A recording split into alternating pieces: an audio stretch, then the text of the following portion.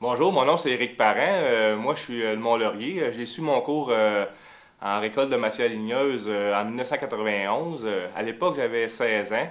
C'est sûr que j'étais jeune, là. Puis avec le cours, j'ai commencé à travailler en forêt comme abatteur manuel.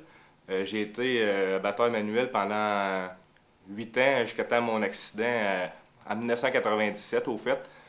Dans le fond, c'est sûr, quand tu es jeune de même, t'es ambitieux, puis ça. J'ai eu aussi des opérateurs de machinerie qui étaient aussi ambitieux que moi d'ailleurs. Fait que des fois, on apprend des choses à l'école de santé et sécurité que quand on est rendu en forêt, on était à production, qu'on appelle, à forfait. Des fois, on laisse un peu des choses de côté qu'on apprend à l'école.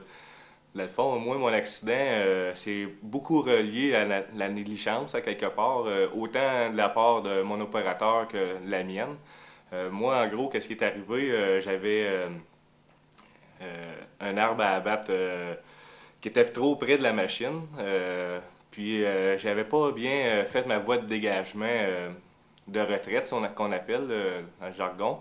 Puis c'est ça, l'arbre, dans le fond, il a cassé sur la souche, la charnière a cassé, puis j'ai pas eu le temps de me sauver. L'arbre a atterri sur la machine, il a fait un rebond, puis il est ratterri sur moi. C'est l'opérateur de débusqueuse, dans le fond, qui a pris sa scie qui était sur la machine, qui l'a coupé, qui l'a enlevé sur moi. J'ai été transféré d'urgence dans les chantiers. La plupart ont toutes des ambulances de chantier. Donc, ils m'ont mis dans l'ambulance. J'ai pas perdu conscience. J'ai connaissance de tout mon accident. Sauf que j'avais une commotion cérébrale. Dans le fond, tout le sang sortait des orifices, le nez, les yeux et tout. J'avais un œil même qui était un peu sorti de l'orbite, là, en gros. Fait qu'ils m'ont transféré avec cette ambulance-là à Fort-Coulonge. J'étais dans le coin de Fort-Coulonge. Qui, eux, ils m'ont transféré avec la vraie ambulance qui m'attendait là-bas à Hall. Donc, j'ai été 11h30 sur la table d'opération pour arranger tout ça, si on veut. Il y avait beaucoup peur à mon œil, c'est sûr. Mais en gros, j'ai sorti avec presque pas de séquelles, à part, c'est sûr que les chirurgies d'aujourd'hui sont pas mal mieux qu'ils étaient là plusieurs années. Puis c'est ça. Les seules séquelles, je dirais, c'est j'ai souvent les gros mal de dents par rapport à ma plaque. J'ai des plaques de métal. Tout le côté gauche, là, j'ai toutes des plaques de métal, un alliage, si on veut. Là, c'est ça. J'ai mal aux dents. L'hiver, j'ai froid, c'est sûr. Ça m'amène à avoir plus froid que l'autre côté de mon visage. J'ai une sensation souvent d'engourdissement, même l'été aussi. Puis, moi, c'est sûr que ça m'a amené à une réorganisation au niveau du travail. J'ai réessayé comme abatteur manuel pendant un an suite à l'accident. J'ai commencé graduellement avec le contremaître à abattre des arbres sur le bord du chemin tranquillement pour me réhabituer parce que j'étais très nerveux suite à l'accident de recommencer mon travail. Mais par contre, à un moment donné, j'ai commencé à recommencer à forfait avec un opérateur de machinerie, les deux ensemble. Là. Puis, mais par contre, ça m'a amené beaucoup, toujours des craintes. Donc, je me suis réorienté, si on veut, en aménagement de la forêt, toujours au centre de formation professionnelle de Mont-Laurier, en aménagement de la forêt, en 99. J'avais opéré une bûcheuse, on appelle une bûcheuse à bois franc pendant quelques mois, mais j'aimais pas ça dans une cabine. J'ai vraiment un gars d'extérieur qui aime marcher et tout ça. Fait que l'aménagement de la forêt, ça me convenait. Puis depuis ce temps-là, je suis en aménagement de la forêt. Je suis au ministère des Ressources naturelles, ça fait présentement 8 ans. J'ai été contremaître pour des compagnies d'inventaire avant ça. Mais je dirais que ça m'a pris quand même 3 ans à faire le deuil de ce métier-là, parce que c'est un métier que j'aimais beaucoup comme abatteur manuel. Sauf que où j'étais rendu à une autre phase dans ma vie que j'ai fait un changement, mais ça m'a pris un bon 3 ans avant de faire le deuil de ça. C'est un métier différent, mais ça amène ça amène à vivre beaucoup d'adrénaline, ce métier-là, hein, quand on abat des arbres, des gros pins ou des gros érables là, qui tombent, puis on est à forfait là-dedans aussi, fait que ça m'a pris quand même un deuil de ça. Mais aujourd'hui, je ne changerais rien que j'ai fait dans mon changement d'orientation de carrière, si on veut. Puis moi, c'est sûr, tout ça, dans le fond, m'a permis de... Si j'en sors un point, dans le fond, de tout ça, c'est là aujourd'hui d'être là, puis vous faire un témoignage.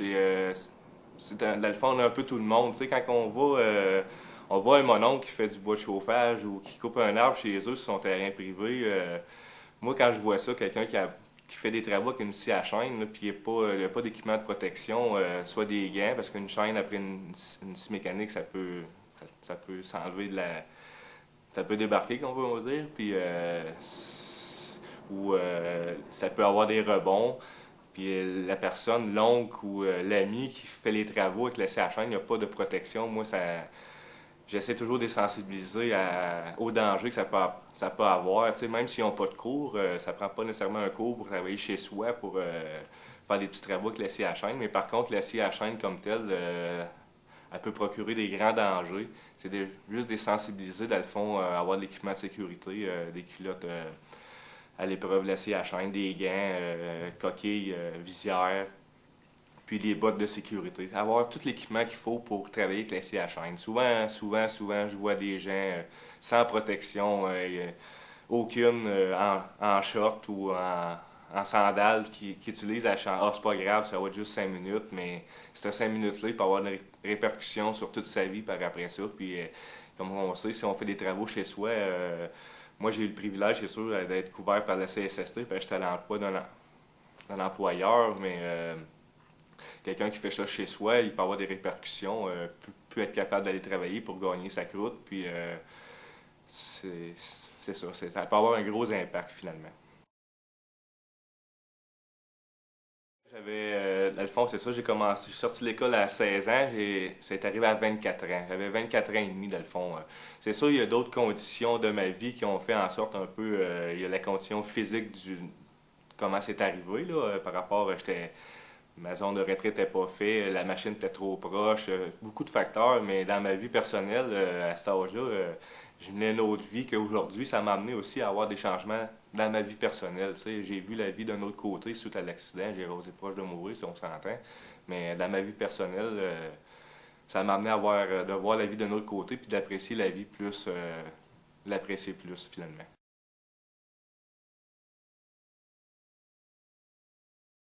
Il y a eu environ une période de 3 mois de réadaptation.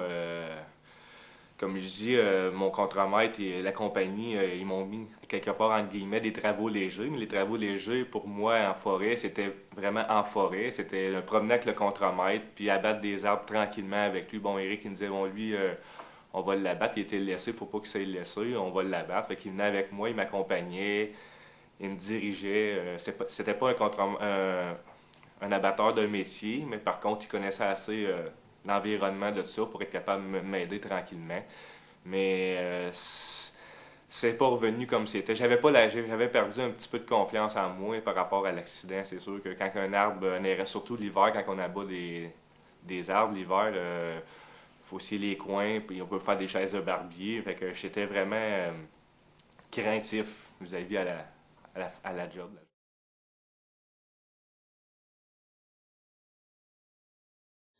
C'est sûr, aujourd'hui, comme je dis, j'ai beaucoup des gros mal dedans. Là. C'est pas souvent, mais quand ça arrive, j'ai mal. On a pour le sourire, notre facial, là, tout ce qui est le langage visuel, si on peut dire, là, on a deux nerfs qui passent chaque côté. Lui, c'est sûr, il est broyé, il était broyé. Donc, le matin, des fois, mon œil il est plus refermé. Le froid surtout, l'hiver, au début je mettais des cagoules pour ça, mais aujourd'hui je me suis habitué. Je travaillais en forêt, puis j'ai rien que mon casque, ma tuque, puis le reste, là, les gants, puis ça. Mais non, ma vision a été aucunement affectée. La commotion cérébrale, c'est une commotion qu'on appelle moyenne, là, c'est pas sévère. Par contre, c'est sûr, j'ai des pertes de mémoire qui sont rattachées à ça. J'ai pas perdu tout mon passé, là, mais des mémoires à court terme, ça a eu un impact sur ma mémoire à court terme. Donc, je me laisse des notes. Moi, dans le fond, je rajouterais, dans le fond, beaucoup de sensibiliser nos oncles. Ben, c'est souvent les pères, les hommes qui utilisent. J'ai vu des femmes avec une scie à chaîne, mais souvent les hommes, nos mononcles, surtout nos proches qu'on aime, tu sais, on apprécie. Puis j'en ai vu d'autres accidents. J'ai d'autres amis qui pourraient être à ma place faire un reportage parce que c'est un métier qui est très, très, très à risque. J'avais vu déjà un reportage là-dessus. C'était le deuxième métier après pêcheur de crabe le plus dangereux au monde, abatteur manuel, donc qui est très, très à risque. Mais faut pas se rappeler qu'on peut faire ça chez nous la fin de semaine, faire du bas chauffage, ou en faisant une cache. Tu sais, des fois, les chasseurs vont aller faire leur cache. Ils s'amènent pas d'équipement de sécurité, des coquilles, des gants. J'ai un ami dernièrement qui me dit Eric, ma chaîne a débarré, faudrait que tu m'aides. Mais moi, la première affaire, j'ai dit oui, c'est sûr, ça va me faire plaisir d'aller l'aider à ramancher sa scie. Mais t'avais-tu tes gants? Il a dit non, j'avais pas de gants. Moi, c'est tout de suite ça qui me vient en tête, la sécurité, parce qu'une scie à chaîne, ça déchiquette la peau, hein, ça fait pas une belle plaie. J'ai eu d'autres mésaventures moins graves. J'ai des cicatrices. Je me suis coupé un bout d'orteil. J'avais des culottes des bottes de sécurité. Sauf que je sais pas pourquoi c'est arrivé. J'ai tout le temps un doute, mais j'ai eu d'autres incidents ou des rasés, des oups, tu sais, des rasés proches. Souvent, c'est arrivé des oups, mais c'est ça, l'importance de la sécurité. Puis avoir un bon coéquipier aussi. Dans ce métier-là, c'est important d'avoir une communication avec ton coéquipier. Quand c'est beaucoup sale, beaucoup de sapins, là, il sait pas tout le temps t'es où. Toi, il entend la scie, mais il sait pas que t'es où. Fait que c'est important d'avoir la bonne communication entre ton coéquipier aussi dans ce métier-là. C'est bon. Merci beaucoup.